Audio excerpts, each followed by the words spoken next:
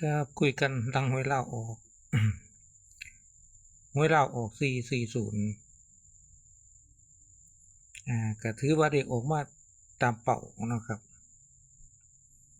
ถือว่าเลขออกมาเลขที่บ่ได้ถือขีดค่าแต่ว่าเพียงแต่ว่าบ่ได้วงกลมไว้ซื่อๆแต่ว่าบ่ได้ขีดค่าเด้40แล้วก็บ่ได้แต้ม4อันนี้ก็ถือว่ามาตามเป้าตรงนี้คือกันนี่เลขมีถ่าย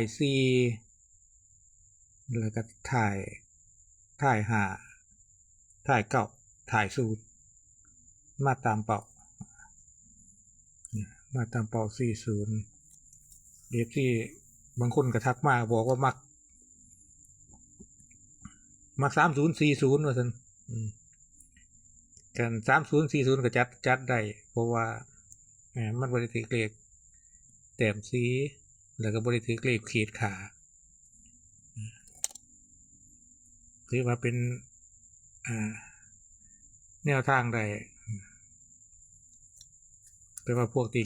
ขีดขาแบบนี้อยากซื้อก็ซื้อได้แต่ว่าโอกาสออกมันก็บ่ค่อยมีแต่เลขที่โอกาสออกดีนี่ก็คือเลขที่วงกลมกับเลขที่บ่ได้วงกลมแต่ว่าบ่มีการขีดขานี่คือแบบลักษณะนี่ถือว่าได้ก็หวังว่า FC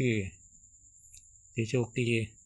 งวดที่ผ่านมาวันนึงหันก็ถือคือกันแต่ว่าบ่ได้อัปโหลดลงเพราะว่ายากหลายก็ขอ